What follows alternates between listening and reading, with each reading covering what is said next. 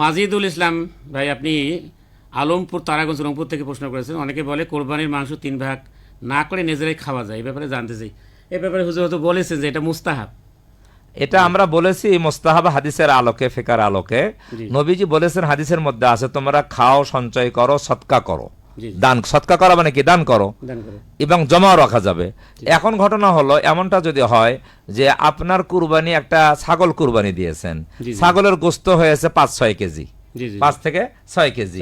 এখন আপনার পরিবারের লোক আছে 10 জন, এখন 6 কেজি গোস্ত আপনার পরিবারেরই লাগে, কাউকে দেওয়াই যাচ্ছে না। এমনটা যদি হয় তাহলে খাইতে পারবেন, কোনো সমস্যা নাই। কিন্তু আপনি বড় একটা কুরবানি দিয়েছেন, আপনার অনেক গোস্ত, আপনার আশেপাশে অনেক গরিব মিসকিন আছে, আর এমন লোকও আছে যারা কুরবানি দেয় নাই, তাহলে আপনি যদি একাই সব গোস্তগুলো খান, ফ্রিজে জমা করে রাখেন, তাহলে আপনার বিবেককেই প্রশ্ন করেন, সবগুলো জমা রাখলেন আর নবীজি বললেন সৎকা করেন, সৎকা করলেন না, তাহলে এটাকে ভালো হবে না মন্দ হবে? এটা জায়েজ হলেও ভালো হবে না। জি, ধন্যবাদ প্রশ্ন করার জন্য। জি, আসসালামু আলাইকুম।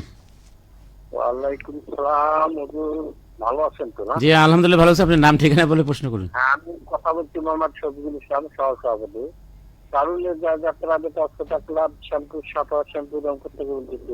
জি জি, প্রশ্ন করুন ভাই।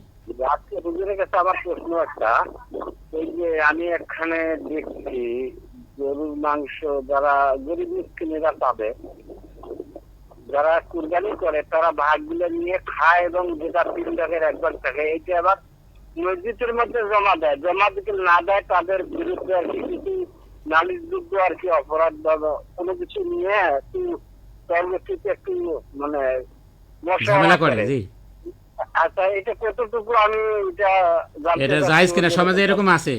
যে সুন্দর প্রশ্ন করেছেন, জি সময় উপযোগী প্রশ্ন করেছেন, আপনি শুনতে থাকুন। জি, এটা বিভিন্ন এলাকায় আছে। জি জি, আচ্ছা আচ্ছা। জি, বিভিন্ন গ্রামগঞ্জে এরকম আছে জি জি, যে যারা কুরবানি দেয় তারা তার কুরবানির গোস্তের 3 ভাগের 1 ভাগ সমাজে মসজিদে জমা দিবে। এর বাধ্যতামূলক করে আর কি, বাধ্যতামূলক করে।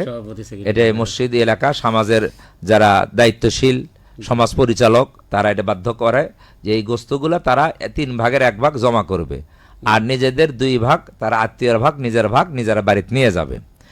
এরপরে ওই গোস্তটা সমাজের দায়িত্বশীলরা ওই এলাকায় যারা গরিব আছে, যারা কুরবানি দেয়নি তাদের লিস্ট করে। ওই সমাজে যারা কুরবানি দেয়নি তাদের লিস্ট করে এই 3 কুরবানি দাতাদের 3 ভাগের 1 ভাগ গোস্ত যে এখানে জমা করা হলো, এই গোস্তগুলা ওই যারা কুরবানি দেয় নাই তাদের মাঝে কি করে দেয়? বন্টন করে। এই পদ্ধতিটা গুনাহের কোনো পদ্ধতি নয়। এরা সামাজিক শৃঙ্খলা বজায় রাখার জন্য কেউ যদি করে তাহলে করতে পারে, এটা নিষেধ কিছু নাই। তবে শরীয়তে যে জিনিসটা বাধ্যবাধকতা নাই, তবে সেটা বাধ্যবাধকতা না করা, কিন্তু শৃঙ্খলা বজায় রাখার জন্য অনেক কিছু করা যেতে পারে। শৃঙ্খলা বজায় রাখা, তো এটা শৃঙ্খলা বজায় রাখার জন্য আমরা সামাজিক জীব, আমরা মানুষ কিন্তু সামাজিক জীব, যেখানে যে সমাজের যেই বৈধ কোনো পদ্ধতি যদি থাকে, সামাজিক বৈধ পদ্ধতি, এটা আমাদের মেনে চলা উত্তম। মেনে চলা কি উত্তম?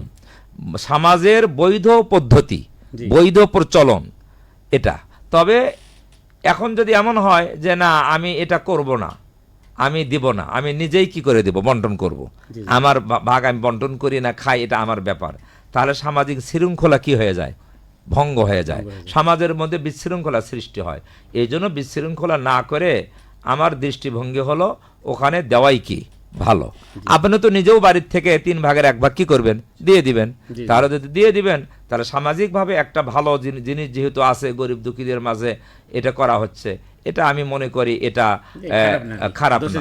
যেমন উদাহরণ দেই, জাকাতের বিষয়ে ইসলামের দৃষ্টিকোণ হলো এমন যে জাকাত ইসলামী রাষ্ট্র কি করবে? সংগ্রহ করবে, এবং সংগ্রহ করে ইসলামী রাষ্ট্র জাকাতের হকদারদের মাঝে কি করবে? বন্টন করবে। রাসূল সাল্লাল্লাহু আলাইহি সাল্লামের যুগে তাই করা হতো, খোলাফায়ে রাশিদিনের যুগে তাই করা হতো। তো এখনো তো এটা ইসলামী রাষ্ট্র না থাকার কারণে এটা করা হচ্ছে না। তার এটা করার কারণটা কি? এই জাকাত নিজের থেকে দিলে তো দেওয়া তো হয়, কিন্তু জাকাতের যে মূল লক্ষ্য এটা কিন্তু কি হয় না, বাস্তবায়ন হয় না। এখন জাকাত যেমন যে যদি রাষ্ট্রের পক্ষ থেকে একত্র করে রাষ্ট্র যদি সঠিকভাবে বিতরণ করে, বন্টন করে, এটা উত্তম পদ্ধতি। রাসূল সাল্লাল্লাহু আলাইহি ওয়াসাল্লাম তাই করছেন। জি তাহলে সেই হিসেবে যদি কোনো সমাজে এরকম জাকাতের টাকা সামাজিকভাবে উত্তোলন করে সেই এলাকার গরিবদের মাঝে যদি কি করে, বিতরণ করে, তাহলে এটা আমরা বলবো এটা উত্তমই হবে। জি জি তা এটা খারাপের কিছু নয়।